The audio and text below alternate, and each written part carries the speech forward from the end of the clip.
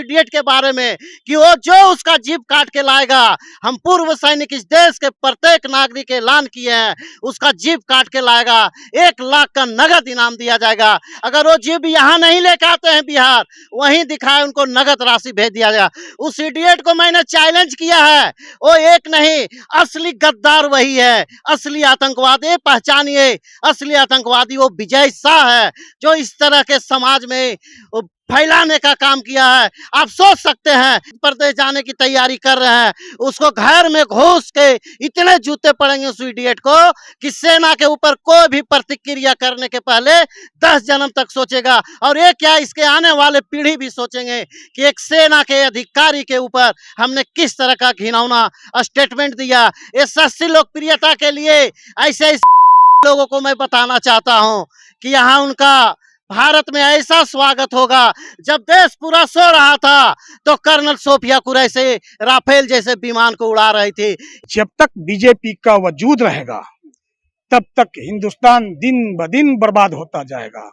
ये खुद जो है नेशनल डिजास्टर है, खुद भारत के लिए ये लोग आपदा है, ये विपदा है।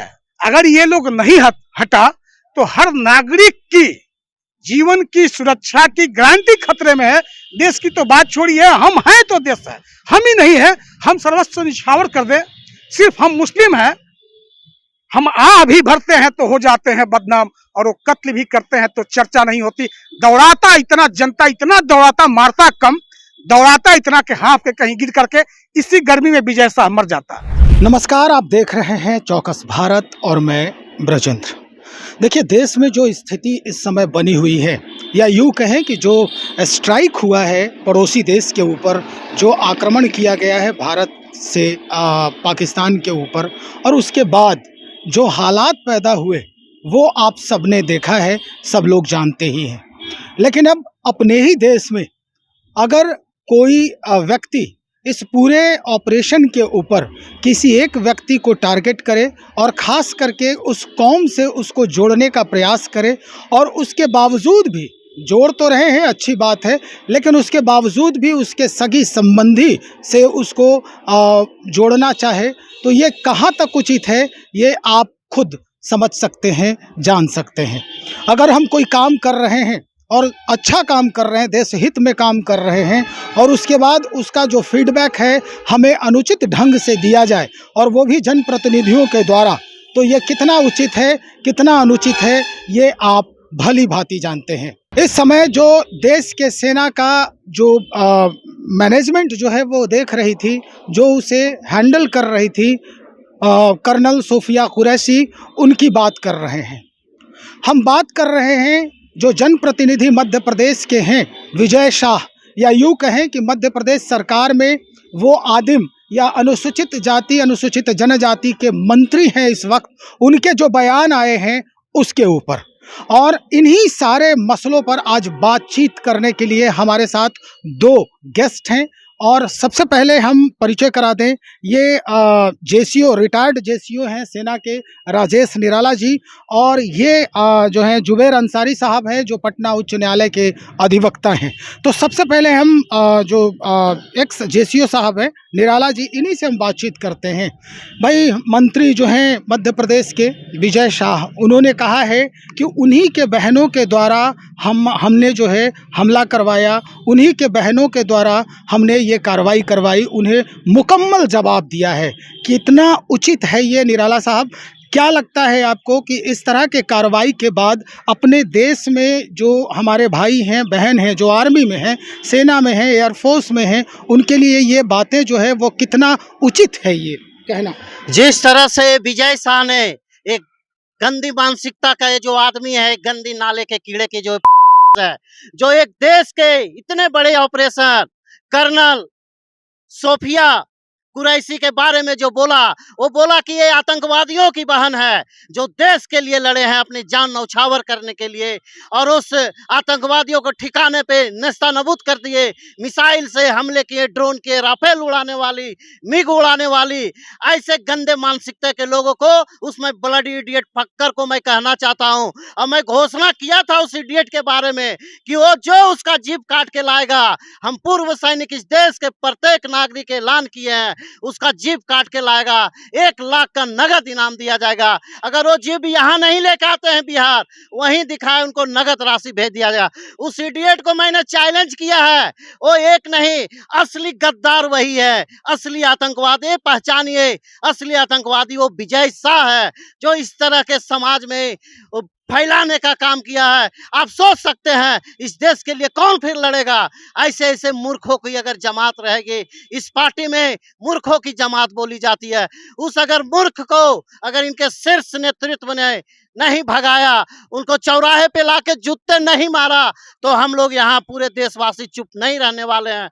और मैं आने वाले समय में बताना चाहता हूँ, और अभी हम लोग मध्य प्रदेश जाने की तैयारी कर रहे हैं, उसको घर में घुस के इतने जूते पड़ेंगे उस इडियट को कि सेना के ऊपर कोई भी प्रतिक्रिया करने के पहले 10 जन्म तक सोचेगा। और ये क्या, इसके आने वाले पीढ़ी भी सोचेंगे कि एक सेना के अधिकारी के ऊपर हमने किस तरह का घिनौना स्टेटमेंट दिया। ये सस्ती लोकप्रियता के लिए ऐसे ऐसे कुत्ते लोगों को मैं बताना चाहता हूं कि यहाँ उनका भारत में ऐसा स्वागत होगा। जब देश पूरा सो रहा था तो कर्नल सोफिया कुरैशी राफेल जैसे विमान को उड़ा रही थी। इनके 10 पीढ़ी में कोई फौज में नहीं होगा, मैं बताना चाहता हूं। जो लोग ये घर में दुबके हुए थे, जब वार चल रही थी तो घर में ऐसे लोग दुबके हुए थे कि सेना क्या कर रहा था, डर से पलंग के नीचे छिपे हुए थे। और ऐसे लोग सवाल उठाते हैं कि आतंकवादियों की बहन है, सेना आतंकवादियों की भाई है। इस तरह के गंदी मानसिकता के लोगों को हम लोग को सबक सिखाना पड़ेगा। निराला साहब, हालांकि उन्होंने बाकायदा प्रेस के सामने उन्होंने ये बात रखी है कि हमसे भूल हुई है, हम क्षमा चाहते हैं, 10 बार क्षमा चाहते हैं। एक वीडियो वायरल हो रहा है जिसमें मीडिया के सामने वो कह रहे हैं कि हमसे ये गलती हुई है, लेकिन जैसे ही वो अपनी बात ख़त्म करते हैं, उनके जो हंसी है, जो कहा जाता है उसको राक्षसी हंसी हम कह सकते हैं, वो भी दिखाई दे रहा है। वो वीडियो मेरे पास है, वो वीडियो हम देख रहे हैं, अब कहेंगे तो हम आपको भी दिखाएंगे। उसके बाद वो हाँ हाँ हाँ हाँ करके हंसते नजर आ रहे हैं। तो अब क्या लगता है, क्षमा तो मांग लिया है उन्होंने, शीर्ष नेतृत्व भी इस समय कोई या नहीं है। हालांकि आनन फानन में उन्हें वहाँ के जो प्रदेश कार्यालय है वहाँ बुलाया गया, हवाई चप्पल में ही वहाँ पर भागते हुए पहुंचे वो। तो अब क्या लगता है कि वो भारतीय जनता पार्टी या जनप्रतिनिधि बनने लायक इंसान है? देखिए, जहां तक ये माफी की बात है तो मैं बताना चाहता हूं, माफी मांग लिए। अगर मैं एक उदाहरण देता हूं, उनके बहन के साथ अगर कुछ हो जाता है, कुछ देश के लोग कर देते हैं या कुछ भी हो, ऐसा होना नहीं चाहिए, और माफी मांग लेंगे तो हो जाएगा? होगा? नहीं होगा। और इस घटिया मानसिकता का जो ये आदमी है, और वो राशि हंसी जो हंस, उसके अंदर दिल में कुछ और है, नफरत की भावना है उसके दिल में, एक कौम के प्रति नफरत की भावना है। लेकिन उस इडियट को ये नहीं पता है कि इसने देश के लिए लड़ा है, दुश्मनों से लड़ा है। अगर एक गोला अगर इधर गिर जाता है उसके घर के साइड में, तो साले कितने पीढ़ियों बर्बाद हो जाते, उसके लिए लड़ा है। और वो माफी मांग रहे हैं, माफी नहीं मांग रहे हैं, वो मजाक उड़ा रहे हैं, हंसी उड़ा रहे हैं, और इस देश की सेना, जल सेना, थल सेना, वायु सेना को मजाक बना रहा है, उनको मजाक के पात्र बना रहा है। वो कोई माफी नहीं मांग रहा है। और बीजेपी ऐसी पार्टी है, गंदी पार्टी है, इसका देखा गया है कि जो घिनौने घिनौने काम करते हैं उसको नवाजने का काम करता है, उसको सम्मानित करने का काम करता है। लेकिन इस बार चलने वाला नहीं है, क्योंकि उसने सेना के शौर्य पे सवाल उठाया है, सेना के बलिदान पे सवाल उठाया है, सेना के बहादुरी पे सवाल उठाया। और एक बात करता है इन लोग, बेटी बचाओ बेटी पढ़ाओ, बेटियों की सम्मान की बात करती है। तो कुरैशी, कर्नल कुरैशी, सोफिया कुरैशी इस देश की बहन है, इस देश की बेटी है। ये मत सोचे कि ये मुस्लिम कौम का है तो हम लोग ये चुप रहेंगे। चलिए हम फिर आपके पास पहुंचते हैं। इस वक्त हम थोड़ा सा बात कर लें इनसे, जुबैर साहब से। जुबैर साहब, हम गंगा जमुनी तहजीब की बात करते हैं, लेकिन जब आत्मीयता की बात आती है, जब हमें इसको जताने की नौबत आती है या उस समय वक्त आता है, तो ये बात हम भूल जाते हैं और उस कौम को हम उससे जोड़ना शुरू कर देते हैं। आप भी उस इस्लाम धर्म के अनुयायी हैं, आप भी इस चीज़ को मानते होंगे कि भाई गंगा जमुनी जो तहजीब है हमारी, वो कितना पाक है, कितना पवित्र है। कैसे देखते हैं इस पूरे मसले को? पूरी की पूरी बीजेपी है, बीजेपी आरएसएस एफिलिएटेड पार्टी है। अब आप देखते हैं कि देश के जो नेशनल मूवमेंट आज़ादी की लड़ाई की बात थी, तो 1947 में आज़ादी मिली, और वो कंगना रनौत है, उसने बोला कि 2014 में मिला। अब वो बीजेपी के टिकट पे एमपी एमपी है। अब जब वो गंदी मानसिकता अपनी शो कर दी, और मेरे भाई अभी जेसीओ साहब कह रहे थे, उसको नवाजा गया। आरएसएस का जो प्रमुख मोहन भागवत है, उसने बोला कि 22 जनवरी या 22 दिसंबर जो रामलला कंसेक्रेशन डे था, उस दिन इस देश को आजादी मिली। अभी देख रहे हैं कि ये विजय शाह ये कहा कि आतंकवादियों की बहन को भेजकर ही उनको मरवाया गया। यानी मुस्लिम की बच्चियां जो है आतंकवादी की बहन हो गई, मुस्लिमों के बच्चे आतंकवादियों के भाई हो गए। अब इसको बढ़िया पद दिया जाएगा, इसको बढ़िया पद दिया जाएगा।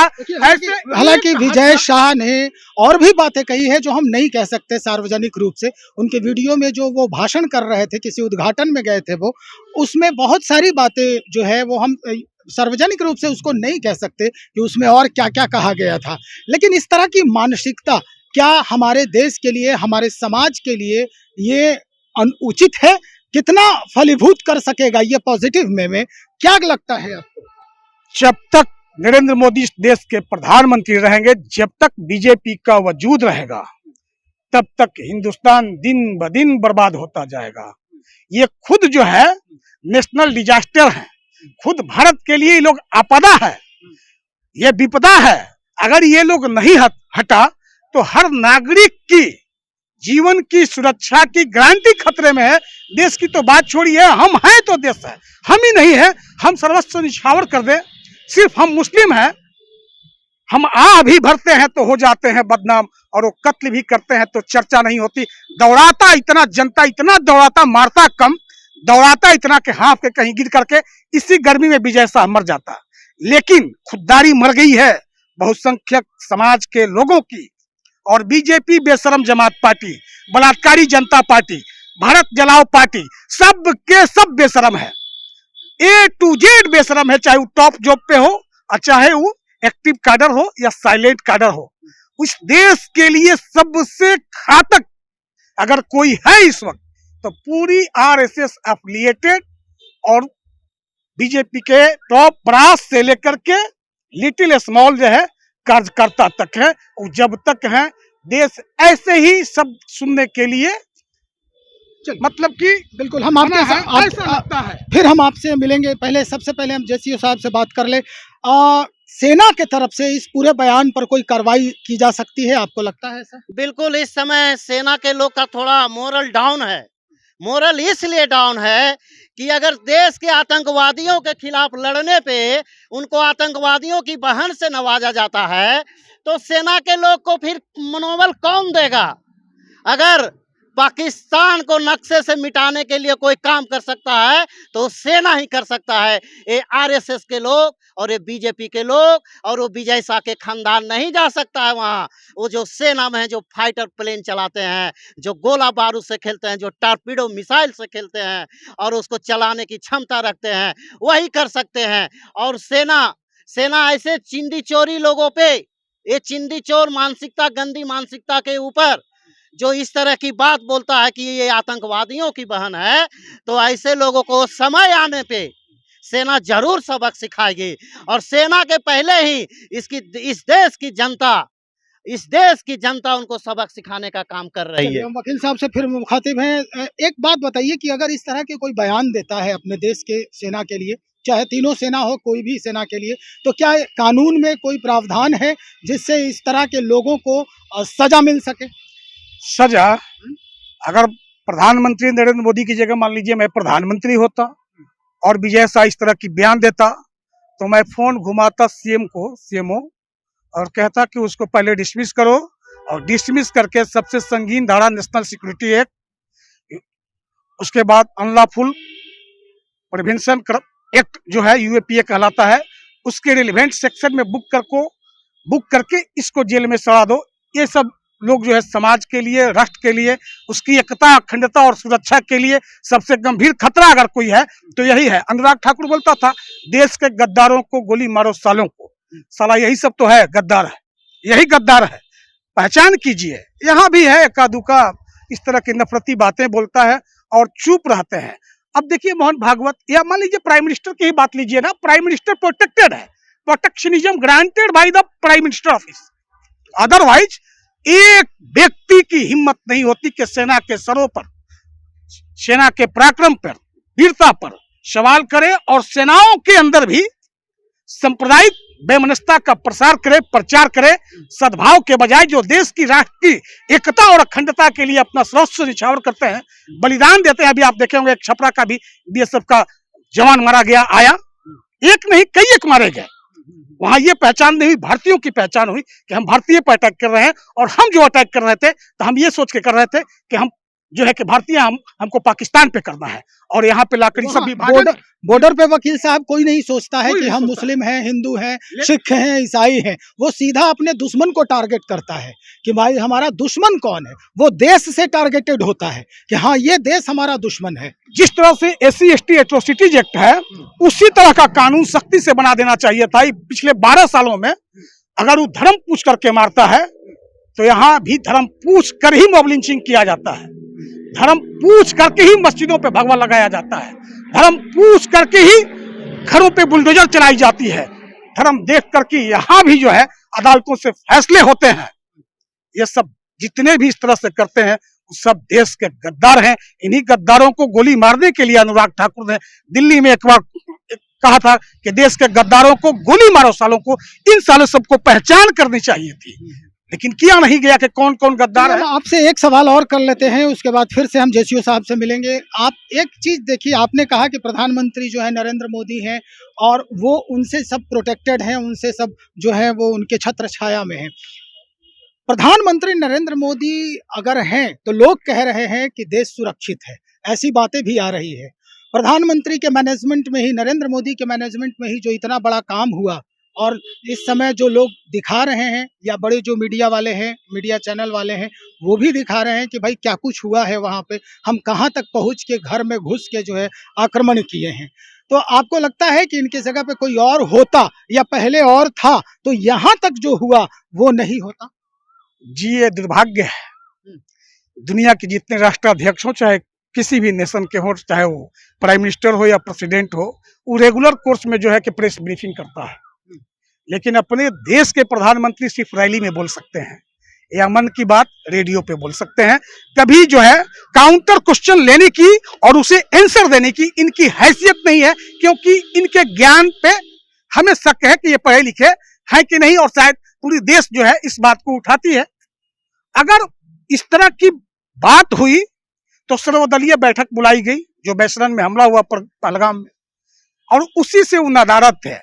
इसके अलावा जब घटना हुई उस वक्त वो अरब में थे, अरब से सीधे चले आए और एयरपोर्ट पे मीटिंग करते हैं और सर्वदलीय बैठक बुला करके कि सारे पार्टियों को ये लेकर के विश्वास में कि आगे कैसी कार्रवाई की जाए, उसके बजाय बिहार में आकर के अंग्रेजी में भाषण देते हैं, अंग्रेजी में यहाँ से पाकिस्तान को संदेश देते हैं, और फिर कहते हैं कि सेना को खुली छूट दे रखी है, फिर कहते हैं खुली छूट दे रखी है, एयर स्ट्राइक होता है, हिट होता है, टेररिस्ट कैंप।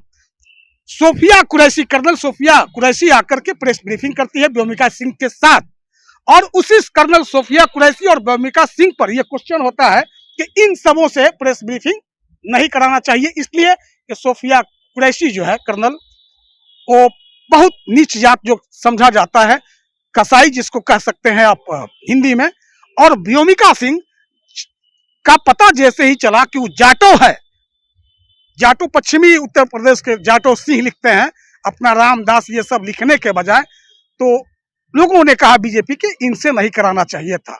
और एक ने कहिए दिया, अगर प्रधानमंत्री सख्त होते और ढिलाई नहीं बरतते तो किसकी औकात थी। कहा जाता है कि पीएम सीएम डीएम अगर ये चाह ले तो पत्ता भी इनके इजाजत के बगैर नहीं हिलती है, और जहां से जिसको देखिए बीजेपी का कैडर, मामूली कैडर हो, चाहे वो एमएलए एमपी हो या कैबिनेट मिनिस्टर हो स्टेट सेंटर में, वो जब बोलेगा तो मियाँ को मियाँ मियाँ करेगा, मुसलमान मुसलमान किए रहेगा, मस्जिद मस्जिद किए रहेगा। अब रही बात, अभी there is a question against the media, किसी ने जी न्यूज वालों ने रावलपिंडी फतेह कर लिया, किसी ने इस्लामाबाद, किसी ने लाहौर में झंडा गाड़ दिया, किसी ने कराची में गाड़ दिया। आज युद्ध अभी भी बंद हो गई, लेकिन ये सब लगातार अभी चला रहा है और देश की जनता अंतिम मूर्ख है कि ऐसे न्यूज एंकरों को, जो कि कर्नल, ब्रिगेडियर, मेजर क्या क्या बने बैठे हैं अपने स्टूडियो में, और जनता इन्हीं को सच मान करके यकीन कर रही है। ये मूर्खता की अंतिम प्रकाष्ठा और स्वर्ण काल नहीं चल रहा है तो क्या चल रहा है? ये मूर्खता का स्वर्ण काल चल रहा है। ये कब्र खोदते हैं, जो मर गया 500 साल पहले, उसमें इनका राष्ट्र प्रेम है, सेना के शौर्य पे नहीं है। चलिए, बिल्कुल सेना के शौर्य पे नहीं है आपने कहा। अब हम आखिर में आपसे एक सवाल करने जा रहे हैं राजेश जी, वो ये कि जिस तरह से बातें आती हैं शौर्य के ऊपर, हमारे देश के ताकत के ऊपर, जो ताकत हमारे तीनों सेनाएं हैं उनके ऊपर जो इस तरह से बातें होती है, कभी लोग सबूत मांगता है, कभी लोग इस तरह के बयान देते हैं, कभी जैसा कि वकील साहब कह रहे हैं कि भाई एक कुरैशी हैं तो एक जाटव हैं, तो इस तरह की बातों से क्या सेना भी हर्ट होती है? बिल्कुल, सेना पीसफुली ऑपरेशन करती है। सेना के ऊपर किसी प्रकार का दबाव नहीं होनी चाहिए, और सेना जब वार करती है तो फ्री माइंडेड वार करती है। अगर उसके दिमाग में टेंशन रहेगा तो मिसाइल का निशाना कहीं जाएगा कहीं। इसलिए सेना के ऊपर प्रेशर नहीं होनी चाहिए, बिल्कुल नहीं होनी चाहिए। फ्री हैंड जिसको बोलते हैं, फ्री माइंड बोलते हैं, फ्री स्ट्रेस बोलते हैं, इसीलिए सेना को सारा चीज दिया हुआ है, क्यों किसी से पूछने की जरूरत नहीं है। Hit the target, first aim hit the target. तो इस तरह की जो बातें पैदा होती है देश में, इस तरह का जो पैदा हो गई कि कर्नल सोफिया कुरैशी आतंकवादियों की बहन है, तो कहीं ना कहीं सेना के मेंटली पे प्रेशर पड़ेगा। लोग चर्चा करेंगे, फालतू की वहां चर्चा होगी, सेना के बैरक में चर्चा होंगे, ऑफिस में निश्चित चर्चा तौर पे होंगे। कि इतना हमने काम किया और उसके बावजूद भी ये फलसफा है। बिल्कुल, सेना तो यही सोचेगी कि हमने अपने पूरे प्राण और जवाने देश के लिए त्याग दिया, और देशवासी और देश के कुछ तुच्छे